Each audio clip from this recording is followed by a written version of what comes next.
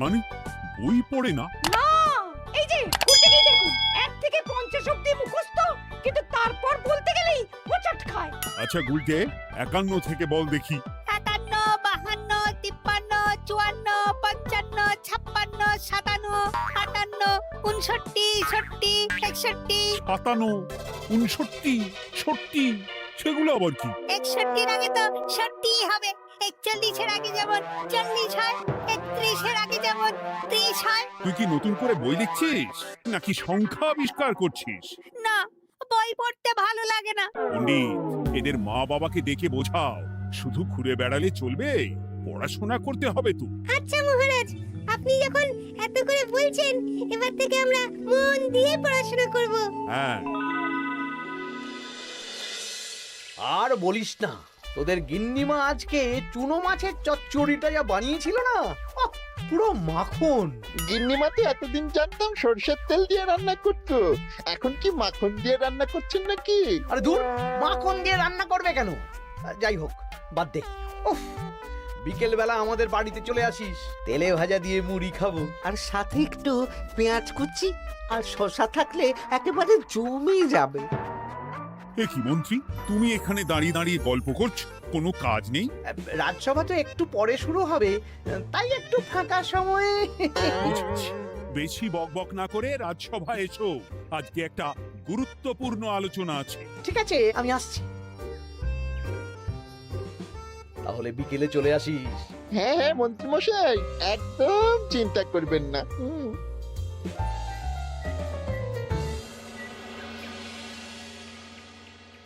রাজ্যটা তো রসাতলে চলে যাচ্ছে, বাচ্চারা পড়াশুনো করছে না, বড়রা গল্প গুজব করে আড্ডা দিয়ে কাটাচ্ছে। কি করা যায় কিছুই তো বোঝা যাচ্ছে না। কে গল্প গুজব করে আড্ডা দিচ্ছে মহারাজ? কে আবার? আমাদের মন্ত্রী। আমি নিজের চোখে একটু আগেই দেখলাম, বটা ঘটার সাথে সকাল সকাল গল্প জুড়েছে। তাহলে এটা বোঝা যাচ্ছে যে মন্ত্রী মশাইয়ের তেমন কাজ নেই, আর কাজ যখন নেই তখন মন্ত্রী মশাইকে রাজসভায় রাখারও দরকার নেই। হ্যাঁ মহারাজ, গোপাল এটা ঠিক কথা বলেছে। মন্ত্রী মশাই তো কাজের মধ্যে দুটো জিনিসই করেন, অকাজ আর কুকাজ। একদম বাজে কথা বলবে না। গোপালের কথা শুনে এখন আমার নিন্দা শুরু করেছো, তাই না? এই থামো থামো থামো থামো, আমাদের রাজ্যের উন্নতির জন্য একটা সমাধান করা দরকার। এই সময় নষ্ট করা বন্ধ করতে হবে।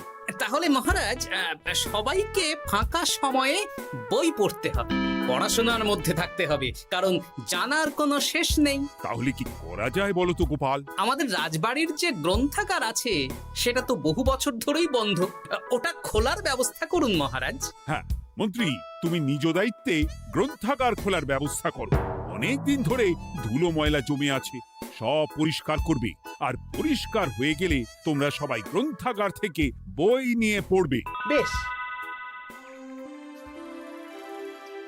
মন্ত্রী মশাই ভালো ভাষার ফেঁসেছেন। হ্যাঁ, জীবনটা তো শুয়ে বসে গুলতানি দিয়ে কাটিয়ে দিচ্ছেন, না হয় একটু কাজ করবেন আর কি। আর হবে না গল্প গুজব, হবে না ঠাট্টা হাসি। গ্রন্থাগার সাফ করতে গিয়ে মন্ত্রীর হবে হাঁচি কাশি। কথাটা বেশ ভালো বলেছে বিজ্ঞানী। ওনার দুটো কাজ, অকাজ আর কুকাজ। সে তো তুমি প্রসঙ্গ আনলে তাই। বেটারা আমাকে নিয়ে রসিকতা করছে। এই গোপালের বড্ড বার বেড়েছে, এমন চাল চালবো যে কেঁদে কুল পাবে না।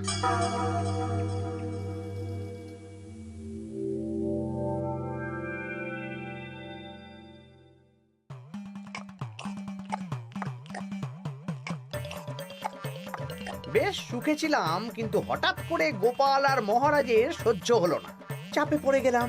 আমরা আপনাকে চাপমুক্ত করব, বলুন কি করতে হবে? আমি সব ভাবনা চিন্তা করে ফেলেছি, এখন তোদের আমার কথা মতন কাজ করতে হবে।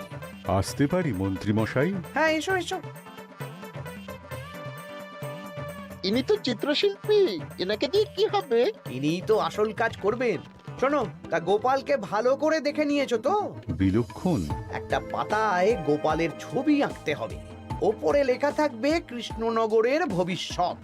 কি গোপাল তো আপনার শত্রু, গোপালকে নিয়ে বই লিখছেন কেন? আমি বলছি, একটা পাতায় গোপালের একটা ছবি আঁকা হবে, যেখানে গোপালকে দৈত্য হিসেবে দেখানো হবে। বড় বড় দাঁত, বড় বড় কুলোর মতো কান। শোনো, নিচে একটু ফাঁকা রাখবে, যা লেখার আমি পরে লিখে দেব। আর আপনি মহারাজকে এই পাতাটা দেবেন? হ্যাঁ, আর বলবো যে গ্রন্থাগার পরিষ্কার করতে গিয়ে এই পুরনো পাতাটা পেলাম, তবে অনেক খুঁজেও বইয়ের বাকি অংশ কিচ্ছু পেলাম না মহারাজ। মহারাজ ওখানে দৈত্য বেশি গোপালকে দেখে ভাববেন রাজ্যের বড় বিপদ আসতে পারে, আর গোপালকে কোনো কারণ ছাড়াই তাড়িয়ে দেবেন। একদম তাই। কিন্তু একটা সমস্যা আছে। আবার কি সমস্যা? পুরনো পাতা বোঝাবেন কি করে?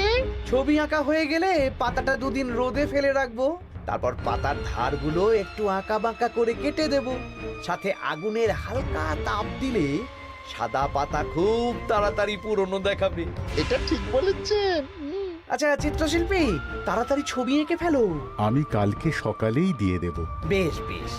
আর বটাঘটা, তোদের কালকে থেকে একটু আমার সাথে হাতে হাতে কাজ করতে হবে। হ্যাঁ, সে আমরা আপনার সুখে দুঃখে পাশে থাকবো।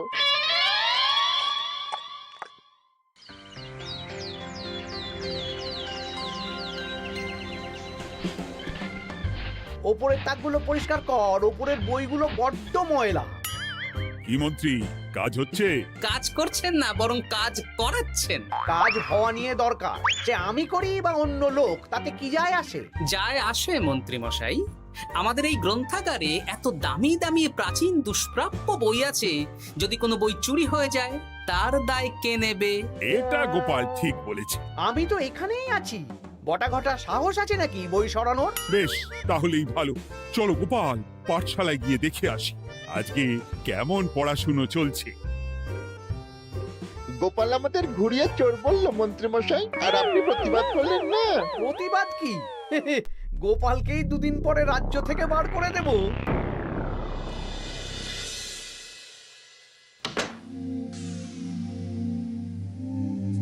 মন্ত্রীমশাই, ছবি আঁকা হয়ে গেছে। কই দেখি দেখি দেখি। বাস, এই তো চাই। এই ছবি দেখে মহারাজ চমকে যাবে। এবার পাতা পুরনো করার কাজটা করে ফেললেই কেল্লা ফতে।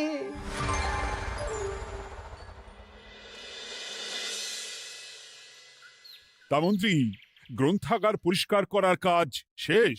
হ্যাঁ মহারাজ, তবে তবে কি? একটা পুরনো বইয়ের পাতা পেলাম। কি? এই এই দেখুন মহারাজ, আচ্ছা দেখি। অনেক পুরনো বইয়ের পাতা। একই মহারাজ, আপনি আমার দিকে তাকাচ্ছেন কেন? ওরে বাবা রে, এই পাতায় কি লেখা আছে?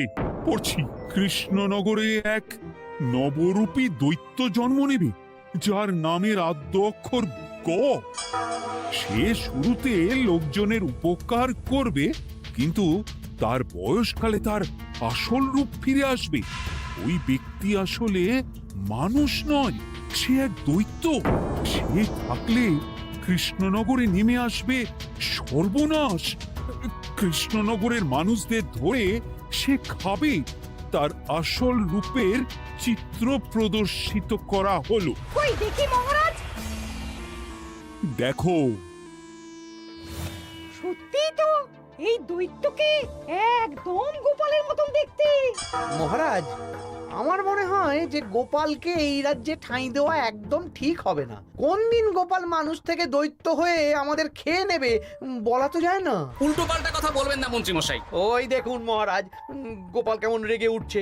এক্ষুনি দাঁত বেরোলে কিন্তু হিতে বিপরীত হয়ে যাবে। আরে কিসের হিতে বিপরীত? কই দেখি। দেখো দেখো, এ তো কোনো দুষ্প্রাপ্য বইয়ের পাতা, তাই মিথ্যে কথা লেখার সম্ভাবনা কম। বিশ্বাস করুন মহারাজ, আমি দৈত্য নই, আমাকে ফাঁসানো হচ্ছে। গোপালকে দূর করুন মহারাজ। কোনো অঘটন ঘটে গেলে কিন্তু আমাকে বলতে পারবেন না যে আমি আগে থেকে সাবধান করিনি। হ্যাঁ গোপাল, তুমি আর এই রাজ্যে থেকো না, আজ রাত্রেই চলে যাও। আমি জানি তো মানুষ অবস্থায় অনেক উপকার করেছো বা করছো, কিন্তু দৈত্য হয়ে উঠলে তখন রাজ্যের মানুষকে কি জবাবদিহি করব বলো? বিশ্বাস করুন মহারাজ, আমি মানুষ। চুপ! এই কে আছো? গোপালকে ঘাট ধাক্কা দিয়ে বের করে দাও। যেন আজকের পর এই রাজ্যে আর না দেখি। মহারাজ এসব বিশ্বাস করলেন? মন্ত্রী মশাই জোর খাটালেন যে, কি আর করা যাবে। এখন যতদিন না কোনো উপায় হচ্ছে, এই রাজ্যের বাইরেই থাকতে হবে। তবে তবে কি? একটা সন্দেহ হচ্ছে, বুঝলে।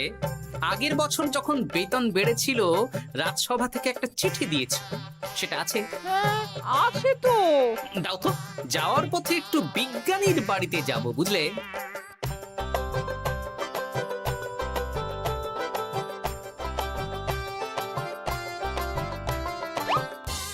এবার চলো। আমিও বুঝতে পারছি গোপাল, এটা গভীর ষড়যন্ত্র। শোনো, তুমি একটা কাজ করো। ওই পাতার লেখাটা দেখে আমার মনে হলো হাতের লেখাটা খুব চেনা চেনা। তুমি একবার এই চিঠিটার সাথে মিলিয়ে দেখো তো। মন্ত্রী মশাইয়ের হাতে লেখা চিঠি। বেশ, আমি তাহলে কায়দা করে পাতাটা নিয়ে এসে পরীক্ষা করব। তা কোথায় থাকবে এখন? কদিন ওই শ্বশুর বাড়ি, আর আমি তোমার সাথে দেখা করার জন্য রোজ রাতে আসবো। বেশ।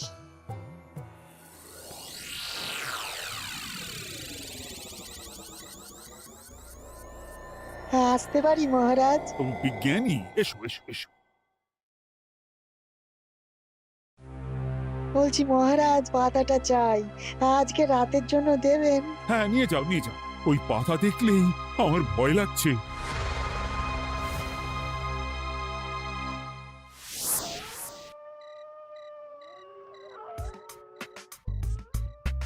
এ তো হাতের লেখা হুবহু এক। একদম মিলে যাচ্ছে। তার মানে এই হাতের লেখা মন্ত্রী মশাইয়ের, আর এই বই রোদে ফেলে রেখে হলুদ করা হয়েছে। আসতে পারি বিজ্ঞানী? এ কি, এ কে তুমি?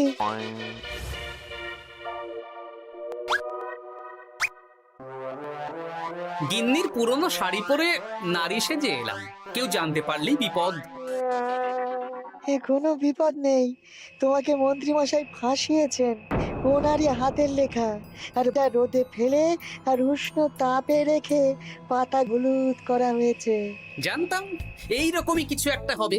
তাহলে কালকে সকালেই রাজসভায় সব খোলসা করে দিই। না না, তার আগে মন্ত্রী মশাইকে একটু নাচাবো। কিভাবে? আমি দৈত্য সাজবো আর মন্ত্রীকে ভয় দেখাবো। আগে বটাকে দেখাবো, তারপর ঘটাকে, শেষে মন্ত্রীকে। ভালো মজা হবে, আমি তোমার পাশে আছি। তাহলে তাহলে এখনই সাজগোজ করে ফেলি, বুঝলে। তুমি একটা চাদর মুড়ি দিয়ে আমার সাথে বটা ঘটার বাড়িতে যাবে এখন। আচ্ছা।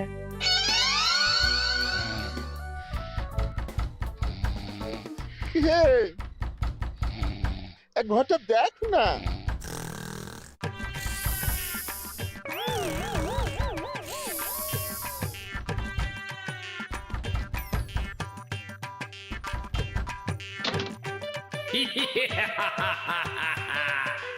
আমি তোকে খাবো, আমি দৈত্য গোপাল। বাবারে, আসল দায়িত্ব কি করে হয়ে গেলে? পালাই, এই ঘরটা ওঠ। পালিয়ে কোথাও যেতে পারবি না। আমি তোকে খাবো। বাঁচাও বাঁচাও। কি হলো? বটা কোথায়? এ বটা, বটা, এ কি হলো তোর? কোথায় গেলি? দৈত্য গোপাল আমাকে ধরে নিয়ে যাচ্ছে। মানে এটা কি? হ্যাঁ? আমি গোপাল দৈত্য, আজ রাতে বটাকে গলাদ্ধ করনি আমার ভোজন, কাল তোর পালা। ওরে বাবা রে, কি কাণ্ড! আমাকে ছেড়ো না। চুপ, আমি মানুষ। এবার বল, আমাকে ফাঁসানো হচ্ছিল কেন? বল। আমি কিছু জানি না, সব মন্ত্রী মশাইয়ের চক্রান্ত। আমাকে ছেড়ে দাও। এখন না, পরে ছাড়বো।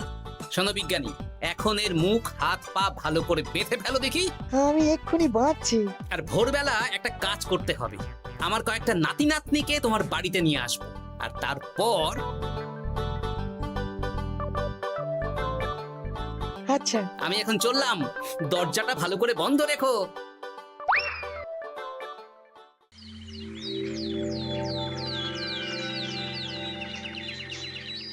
কি সব উল্টো পাল্টা বলছিস? সত্যি কালকে গোপালের দৈত্য এসেছিল। আরে গোপাল তো রাজ্য ছেড়ে চলে গেছে, আমি কড়া পাহারা বসিয়েছি। গোপাল এই রাজ্যে আর ঢুকতেই পারবে না। কিন্তু ওর দৈত্য এসেছিল। আরে দূর, তুই স্বপ্ন দেখেছিস। সকাল সকাল মাথা খারাপ করাস না ঘটা, কাজ আছে। সত্যি বলছি। চুপ!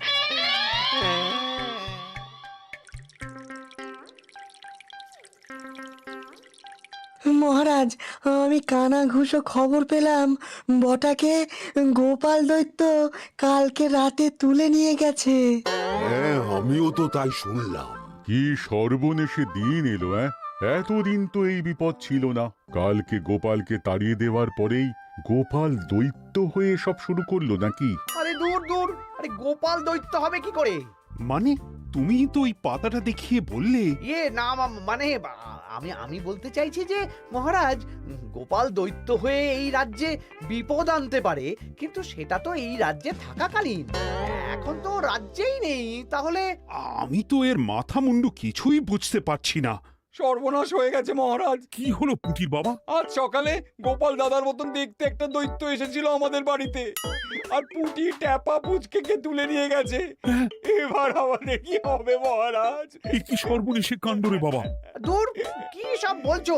সত্যি পুটির মা সকাল থেকে কাঁদছে, সকাল থেকে হ্যাঁ, আজকে ওরা তিনজন পাঠশালাতেও আসেনি। এই সেরেছে। মহারাজ, গোপালকে তাড়ানোর পর থেকে তো দেখছি বিপদ শুরু হলো। এতদিন তো কোনো বিপদ ছিল না। সেনাপতি, তুমি তোমার প্রহরীদের নিয়ে গোপাল দৈত্যকে খুঁজে বের করার চেষ্টা করো। আচ্ছা মহারাজ। আর এই যে মন্ত্রী, বলুন মহারাজ। আজ থেকে রাজ্যের সব দোকান, বাজার, হাট অনির্দিষ্ট কালের জন্য বন্ধ থাকবে। সবাই বাড়িতে থাকো, ঢেঁড়া পিটিয়ে দাও।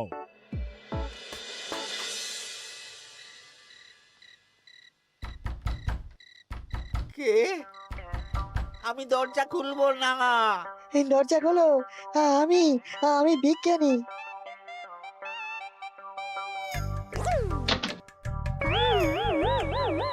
এবার আমি তোকে খাবো। আমাকে ছেড়ে দাও, আমাকে ছেড়ে দাও, ছেড়ে দাও, আমাকে আমাকে ছেড়ে দাও। ছেড়ে না, ছিঁড়ে খাবো।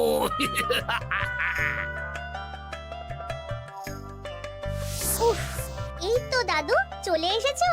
এরকম শুয়ে বসে থাকতে ভারী মজা।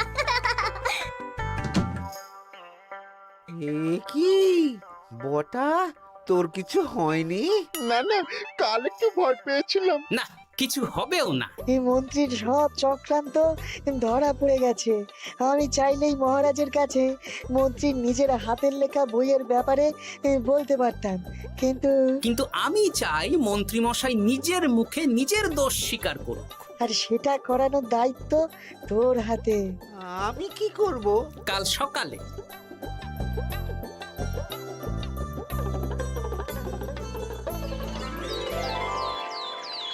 কালকে আবার ঘটাকে তুলে নিয়ে গেছে। ও সেনাপতি, তুমি কি করছো? আমি তো দেখতে পাইনি গোপালকে। দূর! মহারাজ, মহারাজ, কি ঘটা, কি অবস্থা তোর? ও অনেক কষ্টে পালিয়ে এসেছি। গোপাল খেতে গিয়েও খায়নি আমাকে। মানে মানে ও বলছে আপনাকে খেতে চায়। গোপাল কি দৈত্য নাকি যে আমাকে খাবে? হ্যাঁ, ভয়ানক দৈত্য। এই তো আমি পাতাটা এনেছি, দেখো তো একবার। হ্যাঁ হ্যাঁ হ্যাঁ, এইরকম। ওরে বাবা, কি ভয়ানক! এই গোপালটা কি শুরু করেছে বলতো? গোপাল দৈত্য হবে কি করে? এই ছবির নিচের লেখাটা তো আমার, তুই জানিস না নাকি? না মানে কিছু না, কিছু না। তোমার লেখা মানে? না না, আমার লেখা না, মানে আমি খুঁজে পেয়েছি আর কি। আপনি সত্যি না বললে আমার কাছে কিছু প্রমাণও আছে মন্ত্রী মশাই, যে এই পাতার লেখাটা আপনার। হ্যাঁ, এটা মন্ত্রী মশাইয়ের লেখা, আমি সব জানি। এই তোকে বলতে বলেছি। না না না না না, এবার আমি বলবই। আগে আমার প্রাণ, তারপর আপনার মান। মন্ত্রী মশাই এই পাতাটা নিজে লিখেছেন, আর গোপালের ওই ভয়ানক ছবি একজনকে দিয়ে আঁকিয়েছেন। রোদে রেখে ও আগুনে উষ্ণ তাপে পাতাটা হলুদ করেছেন আর ধারগুলো আঁকা বাঁকা করে কেটেছেন যাতে দেখে পুরনো মনে হয়। সব বাজে কথা। কোনো বাজে কথা না। এই দেখুন মহারাজ, মন্ত্রীর হাতের লেখা একটা চিঠি আর বইয়ের লেখা একদম এক।